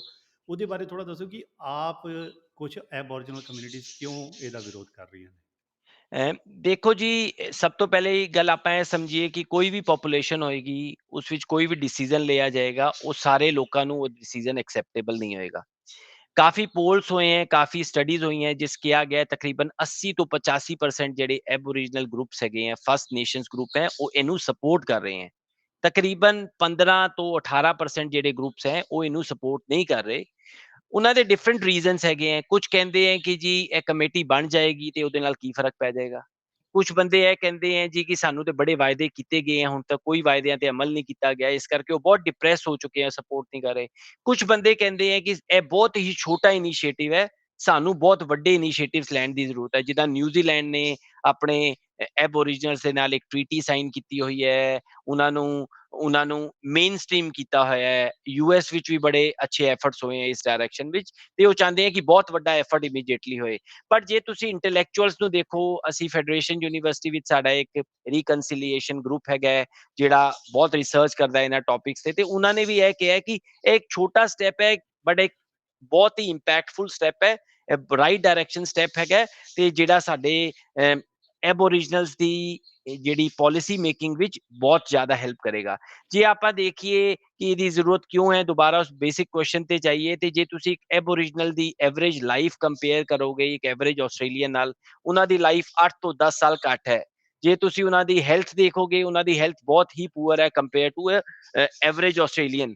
ਜੇ ਤੁਸੀਂ ਉਹਨਾਂ ਦਾ ਸੁਸਾਈਡ ਰੇਟ ਦੇਖੋਗੇ ਤੇ ਉਹਨਾਂ ਦਾ ਸੁਸਾਈਡ ਰੇਟ ਆਲਮੋਸਟ ਇੱਕ ਐਵਰੇਜ ਆਸਟ੍ਰੇਲੀਅਨ ਦੇ ਕੰਪੈਰੀਜ਼ਨ ਚ ਡਬਲ ਹੈ ਸੁਸਾਈਡ ਰੇਟ। ਸੋ ਇਸ ਕਰਕੇ ਆਪਾਂ ਨੂੰ ਜਿਹੜੀ ਪਾਲਿਸੀਜ਼ ਉਹਨਾਂ ਵਾਸਤੇ ਇੰਪਲੀਮੈਂਟ ਕਰਨੀ ਹੈ, ਆਪਾਂ ਨੂੰ ਉਹ ਸੋਚ ਸਮਝ ਕੇ ਇੰਪਲੀਮੈਂਟ ਕਰਨੀ ਹੈ, ਤੇ ਇਹ ਵੀ ਸੋਚਣਾ ਹੈ ਕਿ ਜਿਹੜੀ ਚੀਜ਼ਾਂ ਆਪਾਂ ਉਹਨਾਂ ਵਾਸਤੇ ਇੰਪਲੀਮੈਂਟ ਕਰ ਰਹੇ ਹਾਂ ਉਹ ਕੋਸਟ ਇਫੈਕਟਿਵ ਵੇ ਵਿੱਚ ਇੰਪਲੀਮੈਂਟ ਹੋਣ। ਤੇ ਐਡਵਾਈਜ਼ਰੀ ਕਮੇਟੀ ਉਹਨਾਂ ਚੀਜ਼ਾਂ ਬਾਰੇ ਗਾਈਡ ਕਰੇਗੀ, ਕਿਉਂਕਿ ਜਿਹੜੇ ਬਿਊਰੋਕਰੇਟਸ ਇਹਨਾਂ ਨੂੰ ਇੰਪਲੀਮੈਂਟ ਕਰਦੇ ਹੈ ਉਹ ਵਾਈਟ ਕਾਲਰ ਜੌਬਸ ਕਰਦੇ ਆ, ਉਹ ਗ੍ਰਾਸ ਰੂਟਸ ਤੇ ਕੀ ਸਹੀ ਹੈ, ਪ੍ਰੋਬਲਮ ਹੈ ਉਹਨਾਂ ਨੂੰ ਨਹੀਂ ਪਤਾ ਹੁੰਦੀ ਹੈ। ਸਹੀ ਹੈ। ਇਹੀ ਚੀਜ਼ ਭਾਜੀ ਆਪਾਂ ਦੇਖਦੇ ਹਾਂ ਕਿ ਨਿਊਜ਼ ਦੇ ਵਿੱਚ ਕਾਫੀ ਰਿਪੋਰਟਸ ਬਹੁਤ ਆ ਰਹੀਆਂ ਨੇ। ਮੈਂ ਪਿਛਲੇ ਸਮੇਂ 'ਚ ਵੀ ਜਦੋਂ ਸਟੱਡੀ ਕਰ ਰਿਹਾ ਸੀਗਾ, ਤਾਂ ਖਾਸ ਕਰਕੇ ਜਦੋਂ ਯੈਸ ਕੈਂਪੇਨ ਸ਼ੁਰੂ ਹੋਈ ਹੈ ਜਾਂ ਵੌਇਸ ਦਾ ਜਿਹੜਾ ਪਾਰਲੀਮੈਂਟ ਦਾ ਰੈਫਰੈਂਡਮ ਸ਼ੁਰੂ ਹੋਇਆ, ਜਦੋਂ ਰਿਸਰਚ ਕਰ ਰਿਹਾ ਸੀਗਾ ਕਿ ਬਹੁਤ ਸਾਰੀਆਂ ਪਾਸਟ ਵਿੱਚ ਨਿਊਜ਼ ਆਈਆਂ ਨੇ ਕਿ ਜਿਹੜੀਆਂ ਪਾਲਿਸੀਆਂ ਉਹਨਾਂ ਲਈ ਬਣਾਈਆਂ ਗਈਆਂ ਨੇ ਉਹਨਾਂ ਤੱਕ ਪਹੁੰਚਦੀਆਂ ਨਹੀਂ। ਹੁਣ ਤੱਕ ਵੀ ਕਈ ਅਸੀਂ ਐਬੋਰਜਨਲ ਕਮਿਊਨਿਟੀਜ਼ ਦੇਖਦੇ ਹਾਂ ਜਿਹੜੀਆਂ ਰਿਮੋਟ ਇਲਾਕਿਆਂ ਦੇ ਵਿੱਚ ਰਹਿੰਦੀਆਂ ਨੇ, ਜਿੱਥੇ ਸੜਕਾਂ ਨਹੀਂ ਹੈਗੀਆਂ, ਝੁੱਗੀਆਂ ਝੋਪੜੀਆਂ ਅਗਰ ਮੈਂ ਕਹੀਏ ਕਿ ਉੱਦਾਂ ਦੇ ਇਲਾਕਿਆਂ ਵਿੱਚ ਰਹਿ ਰਹੇ ਨੇ ਉਹ। ਤਾਂ ਉਹਨਾਂ ਜਿਹੜਾ ਲਾਈਫ ਸਟਾਈਲ ਹੈ ਬੜਾ ਹੀ ਲੋ ਹੈ, ਇੱਕ ਨਾਰਮਲ ਆਸਟ੍ਰੇਲੀਆ ਨਾਲੋਂ ਬਿਲਕੁਲ ਡਿਫਰੈਂਟ ਲਾਈਫ ਸਟਾਈਲ ਹੈ। ਜੋਬ ਓਪਰਚੁਨਿਟੀਜ਼ ਨਹੀਂ ਹੈਗੀਆਂ ਉਹਨਾਂ ਦੇ ਕੋਲ, ਤਾਂ ਅਨਇੰਪਲੋਇਮੈਂਟ ਰੇਟ ਬਹੁਤ ਜ਼ਿਆਦਾ ਹਾਈ ਹੈ। ਤਾਂ ਉਹ ਬਾਰ-ਬਾਰ ਇਹ ਰਿਪੋਰਟਸ ਇਹੀ ਕਹਿ ਰਹੀਆਂ ਨੇ ਕਿ ਇਹਨਾਂ ਤੱਕ ਚੀਜ਼ ਪਹੁੰਚ ਹੀ ਨਹੀਂ ਰਹੀ ਹੈ। ਕੈਨਬਰਾ ਦੇ ਵਿੱਚ ਜਾਂ ਫਿਰ ਕਿਸੇ ਹੋਰ ਕੈਪੀਟਲ ਦੇ ਵਿੱਚ ਬੈਠ ਕੇ ਪਾਲਿਸੀਜ਼ ਬਣ ਰਹੀਆਂ ਨੇ, ਬਹੁਤ ਸਾਰੀਆਂ ਗੱਲਾਂ ਹੋ ਰਹੀਆਂ ਨੇ, ਇੰਟਰਵਿਊਜ਼ ਹੋ ਰਹੀਆਂ ਨੇ, ਬਟ ਐਕਚੁਅਲ 'ਚ ਜਿਹੜਾ ਗਰਾਊਂਡ ਹੈਗਾ ਉੱਥੇ ਤੱਕ ਉਹ ਪਹੁੰਚ ਨਹੀਂ ਪਾ ਰਹੀਆਂ। ਤੇ ਸ਼ਾਇਦ ਇਹੀ ਇੱਕ ਵੱਡਾ ਰੀਜ਼ਨ ਹੈਗਾ ਕਿ ਉਹਨਾਂ ਨੂੰ ਲਿਆਂਦਾ ਜਾਵੇ, ਉਹਨਾਂ ਦੇ ਬੰਦੇ ਆਉਣ, ਹਰੇਕ ਕਮਿਊਨਿਟੀ 'ਚੋਂ, ਰਿਮੋਟ ਕਮਿਊਨਿਟੀ 'ਚੋਂ ਬੰਦੇ ਆਉਣ, ਤੇ ਉਹ ਸਾਰੇ ਮਿਲ ਕੇ ਇਹ ਜਿਹੜਾ ਫੈਸਲਾ ਕਰਨ ਕਿ ਕਿਹੜੀ ਜਗ੍ਹਾ ਤੇ ਕਿੱਥੇ ਚੀਜ਼ਾਂ ਨੂੰ ਜਿਹੜਾ ਇੰਪਲੀਮੈਂਟ ਕਰਨਾ ਹੈ। ਇੱਕ ਜਿੱਦਾਂ ਨਾ ਯੈਸ ਕੈਂਪੇਨ ਦੇ ਰਿਗਾਰਡਿੰਗ ਪਿਛਲੇ ਕੁਝ ਦਿਨਾਂ ਤੋਂ ਇੱਕ ਫਾਰਮਲ ਐਮਪੀ ਹੈਗਾ, ਪੈਟ ਫਾਰਮਰ, ਉਹ ਲਿਬਰਲ ਦਾ ਫਾਰਮਲ ਐਮਪੀ ਹੈ। ਤਾਂ ਉਹਨੂੰ ਕਿਹਾ ਜਾਂਦਾ ਵੀ ਰਨਰ ਹੈ, ਉਹ ਭੱਜਦਾ ਹੈ ਜੀ, ਮੈਰਾਥਨ ਰਨਰ ਹੈ ਉਹ। ਆਲ ਓਵਰ ਆਸਟ੍ਰੇਲੀਆ ਉਹਦਾ ਟਾਰਗੇਟ ਹੈ ਕਿ 14,000 ਕਿਲੋਮੀਟਰ ਤੋਂ ਵੱਧ ਉਹਨੇ ਰਨ ਕਰਨਾ ਆ, ਸਿਰਫ ਯੈਸ ਕੈਂਪੇਨ ਦੀ ਸਪੋਰਟ ਦੇ ਲਈ, even though he is a formal liberal MP. ਤਾਂ ਉਹ ਸਾਡੇ ਇਲਾਕੇ ਵਿੱਚ ਆਇਆ ਹੋਇਆ ਸੀਗਾ ਪਿਛਲੇ ਥੋੜ੍ਹੇ ਦਿਨ ਪਹਿਲਾਂ, ਤੇ ਜਿੱਥੇ ਆਸਟ੍ਰੇਲੀਆ ਦੇ ਇਮੀਗ੍ਰੇਸ਼ਨ ਤੇ ਮਲਟੀਕਲਚਰ ਮਿਨਿਸਟਰ ਐਂਡਰੂ ਚਾਰਲਸ ਵੀ ਪਹੁੰਚੇ ਹੋਏ ਸੀਗੇ। ਤਾਂ ਉਹਦੇ ਨਾਲ ਕਿਉਂਕਿ ਉਹ ਸੀਮੋਰ ਤੋਂ ਭੱਜ ਕੇ ਆਇਆ ਸੀਗਾ ਜੀ ਉੱਦਣ, ਉਸ ਦਿਨ ਉਹਨੇ 78 ਕਿਲੋਮੀਟਰ ਭੱਜਿਆ ਸੀਗਾ ਇਹਦੀ ਕੈਂਪੇਨ ਦੇ ਲਈ, ਯੈਸ ਕੈਂਪੇਨ ਦੇ ਲਈ। ਤਾਂ ਨੈਕਸਟ ਡੇ ਉਹਨੇ ਸਾਡੇ ਏਰੀਏ 'ਚੋਂ ਐਪਿੰਗ ਤੋਂ ਸਿਟੀ ਜਾਣਾ ਸੀਗਾ ਰਨ ਕਰਕੇ। ਤਾਂ ਉਦੋਂ ਰਾਤੀ ਫੰਕਸ਼ਨ ਸੀਗਾ, ਤਾਂ ਉਹਨੇ ਬੜੀ ਅੱਛੀ ਗੱਲ ਕੀਤੀ ਕਿ ਇੱਕ ਏਰੀਆ ਦੇ ਵਿੱਚ ਤੁਹਾਨੂੰ ਪਾਣੀ ਦੀ ਲੋੜ ਹੈਗੀ ਆ, ਤਾਂ ਜਾਂ ਤੁਹਾਨੂੰ ਇੱਕ ਪਰਟੀਕੂਲਰ ਚੀਜ਼ ਦੀ ਲੋੜ ਹੈਗੀ ਆ, ਔਰ ਤੁਸੀਂ ਤਲਾਬ ਬਣਾ ਦਿਓ ਦੂਜੇ ਏਰੀਏ 'ਚ ਜਿੱਥੇ ਆਲਰੇਡੀ ਮੀਂਹ ਪੈਂਦਾ ਹੈ। ਹੂੰ, ਤਾਂ ਕਹਿੰਦਾ ਹੋ ਆਏ ਹੋਏ ਜਿਹੜੀਆਂ ਪਾਲਿਸੀਜ਼ ਨੇ ਇਸ ਸਮੇਂ ਜਿਹੜੀਆਂ ਇੰਡੀਜਨਸ ਪੀਪਲ ਲਈ, ਉਹ ਇਹੀ ਚੀਜ਼ ਹੋ ਰਹੀ ਹੈ ਕਿ ਵੀ ਉਹ ਵੀ ਅਲੱਗ-ਅਲੱਗ ਇਲਾਕਿਆਂ 'ਚ ਰਹਿੰਦੇ ਨੇ, ਔਰ ਅਲੱਗ-ਅਲੱਗ ਏਰੀਏ 'ਚ ਉਹਨਾਂ ਦੀ ਜ਼ਰੂਰਤਾਂ ਅਲੱਗ-ਅਲੱਗ ਨੇ। ਜਿਹੜੀਆਂ ਉਹਨਾਂ ਦੀ ਜ਼ਰੂਰਤਾਂ ਨਾਰਦਰਨ ਟੈਰੀਟਰੀ ਦੇ ਰਿਮੋਟ ਏਰੀਏ 'ਚ ਨੇ, ਵਿਕਟੋਰੀਆ 'ਚ ਨਹੀਂ ਹੈਗੀਆਂ। ਨਿਊ ਸਾਊਥ ਵੇਲ ਦੇ ਵਿੱਚ ਜਿਹੜੀਆਂ ਉਹਨਾਂ ਦੀ ਜ਼ਰੂਰਤਾਂ ਨੇ, ਉਹ ਉਹਨਾਂ ਦੀਆਂ ਸਾਊਥ ਆਸਟ੍ਰੇਲੀਆ 'ਚ ਨਹੀਂ ਹੈਗੀਆਂ। ਤਾਂ ਉਹ ਕੀ ਕਰ ਰਹੇ, ਇੱਕ ਪੋਲਿਸੀ ਬਣਾ ਰਹੇ ਆ ਔਰ ਸਾਰੇ ਸਾਰੀ ਉਹਨੂੰ ਜਗ੍ਹਾ। ਨੇਸ਼ਨ ਵਾਈਡ ਇੰਪਲੀਮੈਂਟ ਕਰ ਰਹੇ ਆ। ਦੈਟਸ ਰਾਈਟ, ਸੋ ਬਿਲਕੁਲ। ਇਟਸ ਵੈਰੀ ਇੰਪੋਰਟੈਂਟ ਕਿ ਟਾਰਗੇਟਡ ਜਿਹੜੀਆਂ ਨੇ ਪਾਲਿਸੀਜ਼ ਉਹ ਬਣਨ। ਤਾਂ ਬੜਾ ਵਧੀਆ ਮੈਨੂੰ ਲੱਗਾ ਜੀ ਉਹ ਬੰਦੇ ਦੇ ਨਾਲ ਕਿ ਉਹਦੀ ਡੈਡੀਕੇਸ਼ਨ, ਆਈ ਥਿੰਕ ਹਿਜ਼ ਮੈਨੂੰ ਲੱਗਦਾ ਕਾਫੀ ਏਜ ਵੀ ਉਹਦੀ ਹੋਏਗੀ 65 ਜਾਂ 70। ਤਾਂ ਜਦੋਂ ਨੈਕਸਟ ਡੇ ਬੜੀ ਠੰਡ ਸੀਗੀ, ਅਸੀਂ ਸਾਰੇ ਪਹੁੰਚੇ, ਮੈਂ ਵੀ ਕਿਹਾ ਚਲੋ ਠੀਕ ਹੈ ਜੀ, ਸਪੋਰਟ ਕਰਦੇ ਹਾਂ। ਤੇ ਮੈਂ ਵੀ ਪਹੁੰਚ ਗਿਆ ਜੀ ਆਪਣਾ ਟਰੈਕ ਸੂਟ ਪਾ ਕੇ। ਤਾਂ ਉਹਨੇ ਭਾਜੀ ਸਿਟੀ ਜਾਣਾ ਸੀਗਾ ਅਰਾਊਂਡ 25 ਕਿਲੋਮੀਟਰ ਭੱਜਣ, ਮੇਰੇ ਕੀ ਤਾਂ 3 ਕਿਲੋਮੀਟਰ ਤੱਕ ਹੀ ਭੱਜਿਆ ਗਿਆ। ਪਹਿਲਾਂ ਪਹਿਲਾਂ ਮੈਨੂੰ ਲੱਗਾ ਕਿ ਸ਼ਾਇਦ ਕੁਝ ਹੋਰ ਲੋਕ ਆਏ ਨੇ ਕਿ ਵੀ ਚਲੋ ਤੁਰ ਕੇ ਚੱਲੇਗਾ ਜਾਂ ਥੋੜਾ ਸਲੋ ਹੋ ਜਾਏਗਾ, ਬਟ ਨਾ ਜੀ, ਉਹ ਸਲੋ ਨਹੀਂ ਹੋਇਆ। ਉਹ ਆਪਣੀ ਉਹਨੇ ਰਨ ਕੀਤੀ, ਤੇ ਨਾਲ ਜਿਹੜਾ ਮਿਨਿਸਟਰ ਸੀਗਾ, ਇਮੀਗ੍ਰੇਸ਼ਨ ਮਿਨਿਸਟਰ, ਉਹ ਵੀ ਨਾਲ ਭੱਜਿਆ। I think he also ਵੈਂਟ for couple kilometres. ਤਾਂ ਉੱਥੋਂ ਦਾ ਆਪਾਂ ਤਾਂ ਵਾਪਸ ਆ ਗਏ, ਬਟ ਚਲੋ ਇੰਨੀ ਸਪੋਰਟ ਸੀਗੀ ਕਿ ਉਹ ਬੰਦਾ ਸਿਟੀ ਤੱਕ ਪਹੁੰਚਿਆ 3 ਘੰਟਿਆਂ ਦੇ ਵਿੱਚ। ਤਾਂ ਉਹ ਅੱਗੇ ਵੀ ਉਸ ਤੋਂ ਬਾਅਦ ਉਹਨੇ ਮੈਨੂੰ ਲੱਗਦਾ ਹੋਰ ਸਟੇਟ ਦੇ ਵਿੱਚ ਵੀ ਜਾਣਾ ਹੈ। ਹੀ is running like lot, hundreds of kilometre ਉਹ ਜਾ ਰਹੇ, ਯਾਨੀ ਕਿ ਟੋਟਲ 14,000 ਕਿਲੋਮੀਟਰ। ਬਹੁਤ ਅੱਛੇ ਕੈਂਪੇਨ ਵੀ ਚੱਲ ਰਹੇ ਆ ਇਹਨੂੰ ਸਪੋਰਟ ਕਰਨ ਦੇ ਲਈ। ਗੁਰਵਿੰਦਰ ਜੀ, ਬਹੁਤ ਅੱਛੀ ਗੱਲ ਕਹੀ ਤੁਸੀਂ। ਹੁਣ ਤੁਸੀਂ ਜੇ ਆਪਾਂ ਇੱਕ ਛੋਟਾ ਜਿਹਾ ਐਗਜ਼ਾਮਪਲ ਲੈ ਲਈਏ ਕਿ ਜੇ ਜਿਹੜੇ ਇੰਡੀਅਨ ਹੈਰੀਟੇਜ ਦੇ ਬੰਦੇ ਆ ਉਹਨਾਂ ਬਾਰੇ ਸਰਕਾਰ ਨੇ ਕੋਈ ਪਾਲਿਸੀ ਬਣਾਉਣੀ ਹੈ, ਤੇ ਪਾਲਿਸੀ ਵਾਈਟ ਬਿਊਰੋਕਰੇਟਸ ਆਫਿਸ ਬੈਠ ਕੇ ਪਾਲਿਸੀ ਬਣਾਉਣ, ਕਿਸੇ ਇੰਡੀਅਨ ਨੂੰ ਇਨਕਲੂਡ ਨਾ ਕਰਨ ਡਿਸਕਸ਼ਨ ਵਿੱਚ। ਜੇ ਸਿੱਖ ਜਥੇਬੰਦੀ ਬਾਰੇ ਪਾਲਿਸੀ ਬਣਾਉਣੀ ਹੈ, ਉਹਨਾਂ ਨੂੰ ਇਨਕਲੂਡ ਹੀ ਨਾ ਕਰਨ, ਡਿਸਕਸ ਹੀ ਨਾ ਕਰਨ, ਤੇ ਉਸ ਕੇਸ ਵਿੱਚ ਉਹ ਪਾਲਿਸੀ ਵੀ ਅਨਸਕਸੈਸਫੁਲ ਹੋਏਗੀ, ਉਹ ਪਾਲਿਸੀ ਦਾ ਕੋਈ ਇਫੈਕਟ ਵੀ ਨਹੀਂ ਹੋਏਗਾ, ਤੇ ਟੈਕਸ ਪੇਅਰ ਦੇ ਮਨੀ ਜਿਹੜਾ ਹੈ ਉਹ ਮਿਸਯੂਜ਼ ਹੋਏਗਾ। ਸੋ ਸੇਮ ਚੀਜ਼ ਹੈਗੀ ਹੈ 1901 ਤੋਂ ਲੈ ਕੇ ਹੁਣ ਤੱਕ, ਭਾਵੇਂ ਅਸੀਂ ਐਬੋਰੀਜਨਲ ਤੇ ਬੜਾ ਪੈਸਾ ਖਰਚ ਕਰ ਦਿੱਤਾ ਹੈ, ਬਟ ਜੇ ਅਨਆਰਗੇਨਾਈਜ਼ਡ ਵੇ ਚ ਅਸੀਂ ਸਪੈਂਡ ਕਰ ਰਹੇ ਹਾਂ, ਤੇ ਉਹ ਪ੍ਰੋਡਕਟਿਵਿਟੀ, ਐਫੀਸ਼ੀਐਂਸੀ ਤੇ ਇਫੈਕਟਿਵਨੈਸ ਤੇ ਸਾਰੇ ਲਾਜ਼ ਨੂੰ ਬ੍ਰੀਚ ਕਰ ਰਿਹਾ ਹੈ। ਤੇ ਭਾਜੀ ਹੁਣ ਆਪਾਂ ਗੱਲ ਕਰਦੇ ਹਾਂ ਜੀ ਆਪਣੇ ਤੇ ਆਉਂਦੇ। ਹੁਣ ਆਪਾਂ ਪੰਜਾਬੀ ਆ, ਪੰਜਾਬ ਨੂੰ ਬਿਲੋਂਗ ਕਰਦੇ ਹਾਂ। ਆਪਾਂ ਕਿਉਂ ਵੋਟ ਕਰੀਏ ਜੀ ਐਸੇ ਦੇ ਲਈ, ਸਾਨੂੰ ਕੀ ਫਾਇਦਾ ਇਹਦੇ ਵਿੱਚ? ਕਿਉਂਕਿ ਸਾਡੇ ਬੰਦੇ ਨੇ ਸਿੱਧਾ ਪੁੱਛਣਾ, ਭਾਈ ਅਸੀਂ ਕਿਤੇ ਵੀ ਜੋਬ ਦੀ ਐਪਲੀਕੇਸ਼ਨ ਭਰਦੇ ਹਾਂ, ਕਿਤੇ ਅਸੀਂ ਯੂਨੀਵਰਸਿਟੀ ਦੇ ਵਿੱਚ ਕਿਸੇ ਐਪਲੀਕੇਸ਼ਨ ਭਰਦੇ ਹਾਂ, ਤਾਂ ਇੱਕ ਕੁਐਸਚਨ ਪੁੱਛਿਆ ਜਾਂਦਾ ਹੈ ਕਿ are U A Aboriginal Torres state islanders. ਔਰ ਕਈ ਜਗ੍ਹਾ ਇਹ ਵੀ ਕਿਹਾ ਜਾਂਦਾ ਕਿ ਵੀ ਇਹਨਾਂ ਨੂੰ ਜੋਬ ਤੇ ਪ੍ਰੈਫਰੈਂਸ ਦਿੱਤੀ ਜਾਂਦੀ, ਆਲਰੇਡੀ ਇਹਨਾਂ ਦੇ ਕੋਲ ਕੋਟਾ ਹੈਗਾ ਹੈ। ਤਾਂ ਹਮ, ਸਾਡੇ ਲੋਕ ਸੋਚਦੇ ਯਾਰ ਆਲਰੇਡੀ ਇਹਨਾਂ ਕੋਲ ਕੋਟਾ ਆ, ਇਹਨਾਂ ਨੂੰ ਐਜੂਕੇਸ਼ਨ ਦੇ ਵਿੱਚ ਵੀ ਪ੍ਰੈਫਰੈਂਸ ਮਿਲ ਰਹੀ ਆ, ਪੇਪਰਾਂ ਦੇ ਵਿੱਚ ਆਪਾਂ ਜੋ ਦੇਖਦੇ ਹਾਂ, ਐਕਚੁਅਲ 'ਚ ਸਾਨੂੰ ਨਹੀਂ ਪਤਾ ਵੀ ਸਾਨੂੰ ਕੀ ਫਾਇਦਾ, ਅਸੀਂ ਕਿਉਂ ਵੋਟ ਕਰੀਏ ਇਹਨਾਂ ਦੇ ਲਈ? ਸਾਡਾ ਤਾਂ ਕੋਈ ਲੈਣਾ ਦੇਣਾ ਵੀ ਨਹੀਂ ਹੁੰਦਾ, ਅਸੀਂ ਬਾਹਲਾ ਮਿਲਦੇ ਜੁਲਦੇ ਵੀ ਨਹੀਂ ਇਹਨਾਂ ਦੇ ਨਾਲ। ਤਾਂ why should we vote for them? ਬੜਾ ਅੱਛਾ ਕੁਐਸਚਨ ਹੈ ਜੀ। ਦੇਖੋ, ਸਭ ਤੋਂ ਪਹਿਲੇ ਜੀ ਆਪਾਂ ਗੁਰੂ ਗ੍ਰੰਥ ਸਾਹਿਬ ਤੇ ਜਾਈਏ ਜੀ। ਗੁਰੂ ਗ੍ਰੰਥ ਸਾਹਿਬ ਸਾਨੂੰ ਕੀ ਸਿਖਾਉਂਦੇ ਹੈ? "ਅਵਲ ਅੱਲਾ ਨੂਰ ਉਪਾਏ ਕੁਦਰਤ ਕੇ ਸਭ ਬੰਦੇ।" ਉਸ ਤੋਂ ਬਾਅਦ ਜੇ ਆਪਾਂ ਦੇਖੀਏ ਗੁਰੂ ਗ੍ਰੰਥ ਸਾਹਿਬ ਜੀ ਦੇ ਗੁਰੂਆਂ ਦੇ ਸਾਡੇ ਜਿਹੜੇ ਸਿਧਾਂਤ ਹੈ, ਜਿਹੜੀ ਸਿੱਖਿਆ ਹੈ ਸਾਡੇ ਵਾਸਤੇ, ਉਸ 'ਚ ਕਿਹਾ ਗਿਆ ਹੈ ਜੀ, ਇਕੁਐਲਿਟੀ ਬਾਰੇ ਕਿਹਾ ਗਿਆ ਹੈ, ਇਕੁਇਟੀ ਬਾਰੇ ਕਿਹਾ ਗਿਆ ਹੈ, ਜਸਟਿਸ ਬਾਰੇ ਕਿਹਾ ਹੈ। ਹੁਣ ਜਿਹੜੇ ਇਹਨਾਂ ਵਿਚਾਰਿਆਂ ਤੇ ਇੰਨੇ ਸਿਤਮ ਹੋਏ ਹੈ ਪਿਛਲੇ 200 ਸਾਲਾਂ ਵਿੱਚ, ਜੇ ਉਹ ਐਂਗਜ਼ਾਇਟੀ ਵਿੱਚ ਹੈ, ਡਿਪਰੈਸ਼ਨ ਵਿੱਚ ਹੈ, ਤੇ ਸਭ ਤੋਂ ਪਹਿਲੇ ਆਪਾਂ ਕੀ ਕਰਨਾ ਹੈ ਕਿ ਉਹਨਾਂ ਨੂੰ ਉਸ ਐਂਗਜ਼ਾਇਟੀ, ਉਸ ਡਿਪਰੈਸ਼ਨ 'ਚੋਂ ਬਾਹਰ ਕੱਢਣਾ ਹੈ। ਤੇ ਉਹ ਬਾਹਰ ਕੱਢਣ ਵਾਸਤੇ ਜਿੰਨੇ ਵੀ ਹੁਣ ਤੱਕ ਅ ਅ इनिशिएटिव्स ले गए हैं और सारे फेल हो गए हैं। मैं ਤੁਹਾਨੂੰ ਥੋੜੀ ਦੇਰ ਪਹਿਲੇ ਲਾਈਫ ਐਕਸਪੈਕਟੈਂਸੀ ਦੇ ਨੰਬਰਸ ਦੱਸੇ ਹੈ, ਸੁਸਾਈਡ ਰੇਟ ਦੇ ਨੰਬਰਸ ਦੱਸੇ ਹੈ। ਤੇ ਇਸ ਕਰਕੇ ਸਭ ਤੋਂ ਪਹਿਲੇ ਆਪਾਂ ਇਹ ਸੋਚੀਏ ਕਿ ਜਿਹੜੀ ਇਹ 3.5% ਪੋਪੂਲੇਸ਼ਨ ਹੈ ਆਸਟ੍ਰੇਲੀਆ ਦੀ, ਆਪਾਂ ਇਹਨਾਂ ਨੂੰ ਆਪਣੇ ਸਿੱਖ ਧਰਮ ਦੇ, ਤੇ ਜੇ ਤੁਸੀਂ ਇਸਲਾਮ ਦੇਖੋ, ਜੇ ਤੁਸੀਂ ਹਿੰਦੂ ਧਰਮ ਦੇਖੋ, ਜੇ ਕ੍ਰਿਸਚੀਅਨਿਟੀ ਦੇ ਪ੍ਰਿੰਸੀਪਲਸ ਦੇਖੋ, ਸਾਰੇ ਪ੍ਰਿੰਸੀਪਲਸ ਨੂੰ ਜੇ ਤੁਸੀਂ ਸਮਝੋ ਮਲਟੀ ਫੇਥ ਦੇ, ਤੇ ਆਪਾਂ ਉਹਨਾਂ ਨੂੰ ਇਕੁਐਲਿਟੀ ਦੇਣੀ ਹੈ, ਇਕੁਇਟੀ ਦੇਣੀ ਹੈ, ਤੇ ਜਸਟਿਸ ਦੇਣਾ ਹੈ। ਇਸ ਕਰਕੇ ਆਪਾਂ ਨੂੰ ਯੈਸ ਵਾਸਤੇ ਵੋਟ ਕਰਨਾ ਚਾਹੀਦਾ ਹੈ। ਦੂਜੀ ਗੱਲ, ਮੈਂ ਆਪਣੇ ਸਾਰੇ ਮਾਈਗ੍ਰੈਂਟ ਜਿਹੜੇ ਕਮਿਊਨਿਟੀ ਦੇ ਬੰਦੇ ਆ ਉਹਨਾਂ ਨੂੰ ਇਹ ਪੁੱਛਾਂਗਾ ਕਿ ਜੇ ਸਾਨੂੰ, ਅਸੀਂ ਚਾਹੁੰਦੇ ਹਾਂ ਕਿ ਆਸਟ੍ਰੇਲੀਆ ਵਿੱਚ ਸਾਨੂੰ ਇੱਕੋ ਦਰਜਾ ਮਿਲੇ, ਜੇ ਸਾਨੂੰ ਆਸਟ੍ਰੇਲੀਆ ਵਿੱਚ ਰੇਸਿਜ਼ਮ ਨਾ ਮਿਲੇ, ਤੇ ਸਭ ਤੋਂ ਪਹਿਲੇ ਸਾਨੂੰ ਜਿਨ੍ਹਾਂ ਵਿਚਾਰਿਆਂ ਦੇ ਨਾਲ ਰੇਸਿਜ਼ਮ ਹੋਇਆ ਹੈ ਉਹਨਾਂ ਨੂੰ ਇੱਕ ਰਾਈਟ ਦੇਣਾ ਪਏਗਾ ਕਿ ਉਹ ਕਨਸਟੀਟਿਊਸ਼ਨ ਵਿੱਚ ਰੈਕੋਗਨਾਈਜ਼ ਹੋਣ। ਜਿਨ੍ਹਾਂ ਦੀ ਜਦ ਤੱਕ ਧਰਤੀ ਹੈ, ਜਿਨ੍ਹਾਂ ਦੀ ਅਸਲ 'ਚ ਧਰਤੀ ਹੈ ਜਿਨ੍ਹਾਂ ਜਿਹੜੀ। ਦੀ ਧਰਤੀ ਹੈ, ਜਿਹੜੇ ਜਿਨ੍ਹਾਂ ਦਾ 65,000 ਸਾਲਾਂ ਦਾ ਕਲਚਰ ਹੈਗਾ ਹੈ, ਉਹਨੂੰ ਆਪਾਂ ਰੈਕੋਗਨਾਈਜ਼ ਕਰੀਏ ਤੇ ਉਹਨਾਂ ਨੂੰ ਕਨਸਟੀਟਿਊਸ਼ਨ 'ਚ ਦਰਜਾ ਦੇਈਏ। ਜਦ ਤੱਕ ਅਸੀਂ ਉਹਨਾਂ ਨੂੰ ਦਰਜਾ ਨਹੀਂ ਦਿਵਾਉਂਦੇ, ਤਾਂ ਤੱਕ ਸਾਨੂੰ ਇਕੁਐਲਿਟੀ ਬਾਰੇ ਲੈਕਚਰ ਨਹੀਂ ਦੇਣੇ ਚਾਹੀਦੇ, ਇਕੁਐਲਿਟੀ ਦੀ ਮੰਗ ਨਹੀਂ ਕਰਨੀ ਚਾਹੀਦੀ, ਤੇ ਰੇਸਿਜ਼ਮ ਦੇ ਖਿਲਾਫ ਸ਼ਿਕਾਇਤ ਨਹੀਂ ਕਰਨੀ ਚਾਹੀਦੀ। ਤੇ ਇਹ ਮੇਰੇ ਦੋ ਹੂੰ। ਦੋ ਮੈਸੇਜਿਸ ਹੈਗੇ ਹੈ। ਤੀਜਾ ਮੈਸੇਜ ਮੈਂ ਇਹ ਦੇਣਾ ਚਾਹਾਂਗਾ ਕਿ ਜੀ ਆਪਣੇ ਸਾਰੇ ਦੋਸਤਾਂ ਤੋਂ ਇਹ ਪੁੱਛਣਾ ਚਾਹਾਂਗਾ, ਤੁਸੀਂ ਕਿੰਨੇ ਤੁਹਾਡੇ ਐਬੋਰੀਜਨਲ ਦੋਸਤ ਹੈਗੇ ਹੈ? ਤੁਸੀਂ ਵਿਕਟੋਰੀਆ 'ਚ ਕਿੰਨੇ ਐਬੋਰੀਜਨਲ ਦੇਖੇ ਹੈ? ਜੇ ਤੁਸੀਂ ਸੜਕਾਂ ਤੇ ਚੱਲੋਗੇ, ਤੁਹਾਨੂੰ ਇੰਡੀਅਨ ਵੀ ਨਜ਼ਰ ਆਉਣਗੇ, ਬੰਗਲਾਦੇਸ਼ੀ ਹੈਰੀਟੇਜ ਦੇ ਵੀ ਬੰਦੇ ਨਜ਼ਰ ਆਉਣਗੇ, ਚਾਈਨੀਜ਼ ਹੈਰੀਟੇਜ ਦੇ ਵੀ ਨਜ਼ਰ ਆਉਣਗੇ। ਜੇ ਤੁਸੀਂ ਪੋਪੂਲੇਸ਼ਨ ਦੇਖੋ, ਤੇ ਪੋਪੂਲੇਸ਼ਨ ਤਕਰੀਬਨ ਐਬੋਰੀਜਨਲਸ ਦੀ 7.5 ਲੱਖ ਹੈ, 750,000 ਓਨਲੀ ਹੈ ਆਸਟ੍ਰੇਲੀਆ ਵਿੱਚ। ਜੇ ਤੁਸੀਂ ਚਾਈਨੀਜ਼ ਹੈਰੀਟੇਜ ਦੇ ਬੰਦਿਆਂ ਦੀ ਪੋਪੂਲੇਸ਼ਨ ਦੇਖੋਗੇ, ਤੇ ਆਲਮੋਸਟ ਡਬਲ ਹੈਗੀ ਹੈ ਕੰਪੇਅਰ ਟੂ ਐਬੋਰੀਜਨਲਸ। ਚਾਈਨੀਜ਼ ਹੈਰੀਟੇਜ ਦੇ ਬੰਦਿਆਂ ਦੀ ਪੋਪੂਲੇਸ਼ਨ ਅਬਾਊਟ 1.4 ਮਿਲੀਅਨ 1.4 ਮਿਲੀਅਨ ਹੈ, ਐਜ਼ ਕੰਪੇਅਰ ਟੂ ਐਬੋਰੀਜਨਲਸ ਜਿਨ੍ਹਾਂ ਦੀ ਪੋਪੂਲੇਸ਼ਨ 750,000 ਹੈ। ਹੁਣ ਆਪਾਂ ਉਹਨਾਂ ਨੂੰ ਸਾਰਿਆਂ ਨੂੰ ਆਪਾਂ ਨਦਰਨ ਟੈਰੀਟਰੀ ਸੁੱਟਿਆ ਹੋਇਆ ਹੈ। ਹੂੰ। ਇੱਕ ਘਰ 'ਚ 20 ਬੰਦੇ ਰਹਿੰਦੇ ਹੈ। ਇਹ ਸਾਡਾ ਆਸਟ੍ਰੇਲੀਅਨ ਲਾਈਫ ਸਟਾਈਲ ਹੈ। ਅਸੀਂ ਆਪਣੇ ਹੂੰ। ਵਾਸਤੇ ਚਾਹੁੰਦੇ ਹਾਂ ਜੀ ਵੱਡੀ ਕਾਰ ਵੀ ਹੋਏ, ਵੱਡਾ ਘਰ ਵੀ ਹੋਏ, ਲੇਕਿਨ ਜਿਹੜੇ ਇੱਥੇ ਦੇ ਓਨਰਸ ਹੈ, ਜਿਨ੍ਹਾਂ ਦੀ ਲੈਂਡ ਤੇ ਅਸੀਂ ਆ ਕੇ ਤਰੱਕੀ ਕਰ ਰਹੇ ਹਾਂ, ਬਹੁਤ ਖੁਸ਼ ਹਾਂ, ਕੁਆਲਿਟੀ ਆਫ ਲਾਈਫ ਇੰਜੋਏ ਕਰ ਰਹੇ ਹਾਂ, ਕੀ ਸਾਡਾ ਇੱਕ ਫਰਜ਼ ਨਹੀਂ ਹੈ ਕਿ ਅਸੀਂ ਉਹਨਾਂ ਨੂੰ ਵੀ ਇਕੁਐਲਿਟੀ ਦਾ ਦਰਜਾ ਦਿਵਾਈਏ, ਉਹਨਾਂ ਦੀ ਵੀ quality of life the improvement ਲਈ ਕੋਈ ਯੋਗਦਾਨ ਦੇ ਸਕੀਏ ਤੇ ਦਈਏ। ਹੂੰ। ਨਹੀਂ, ਬਿਲਕੁਲ ਬਿਲਕੁਲ ਤੁਸੀਂ ਬੜੀ ਵਧੀਆ ਗੱਲ ਕਹੀ ਹੈ ਕਿ ਸਭ ਤੋਂ ਪਹਿਲਾਂ ਤਾਂ ਸਾਨੂੰ ਇਕੁਐਲਿਟੀ ਉਹਨਾਂ ਦੀ ਦੇਖਣੀ ਹੈ ਜਿਨ੍ਹਾਂ ਦੀ ਅਸੀਂ ਧਰਤੀ ਤੇ ਆਏ ਹਾਂ, ਜਿਹੜੇ ਮੂਲ ਨਿਵਾਸੀ ਨੇ ਇਸ ਧਰਤੀ ਦੇ। ਅਸੀਂ ਤਾਂ ਬਹੁਤ ਬਾਅਦ 'ਚ ਆਏ ਹਾਂ। ਜਿਹੜੇ ਅਗਰ ਕਹੀਏ ਕਿ ਯੂਰੋਪੀਅਨ ਸੈਟਲਮੈਂਟਸ ਨੇ, ਉਹ 200 ਸਾਲ ਤੇ ਤਕਰੀਬਨ ਇੱਥੇ ਆਈਆਂ ਨੇ, ਔਰ ਉਸ ਤੋਂ ਬਾਅਦ ਜੋ ਕੁਛ ਜ਼ੁਲਮ ਇਹਨਾਂ ਲੋਕਾਂ ਦੇ ਨਾਲ ਹੋਇਆ ਆ, ਸਾਡੀ ਕਮਿਊਨਿਟੀ ਤੋਂ ਵੱਧ ਕੌਣ ਸਮਝ ਸਕਦਾ, ਕਿਉਂਕਿ ਅਸੀਂ ਤਾਂ ਹਮੇਸ਼ਾ ਹਿਊਮਨ ਰਾਈਟਸ ਦੀ ਗੱਲ ਕਰਦੇ ਹਾਂ। ਔਰ ਜਿਹੜੀ ਪੰਜਾਬ ਦੀ ਧਰਤੀ ਤੋਂ ਅਸੀਂ ਆਏ ਹਾਂ, ਬੜਾ ਕੁਛ ਅਸੀਂ ਦੇਖਿਆ ਉੱਥੇ। ਪੂਰੇ ਭਾਰਤ ਵਿੱਚ ਸਿੱਖਾਂ ਨੇ ਬੜਾ ਕੁਛ ਦੇਖਿਆ, ਔਰ ਉਹਦੇ ਖਿਲਾਫ ਹਮੇਸ਼ਾ ਸਿੱਖ ਜਿਹੜੇ ਨੇ ਆਵਾਜ਼ ਵੀ ਚੱਕਦੇ ਰਹੇ ਨੇ। ਕੋਈ ਵੀ ਹਿਊਮਨ ਰਾਈਟਸ ਦੀ ਵਾਇਲੇਸ਼ਨ ਹੁੰਦੀ ਹੈ, ਉਹਦੇ ਖਿਲਾਫ ਵੀ ਆਵਾਜ਼ ਚੱਕਦੇ ਰਹੇ ਨੇ। ਔਰ ਸ਼ਾਇਦ ਇਸੇ ਕਰਕੇ ਮੈਂ ਦੇਖ ਰਿਹਾ ਕਿ ਜਿਹੜੀ ਕੈਂਪੇਨ ਹੈਗੀ ਹੈ ਗੁਰਦੁਆਰਿਆਂ ਦੇ ਵਿੱਚ ਬਹੁਤ ਵੱਡੇ ਪੱਧਰ 'ਤੇ ਚੱਲ ਰਹੀ ਹੈ।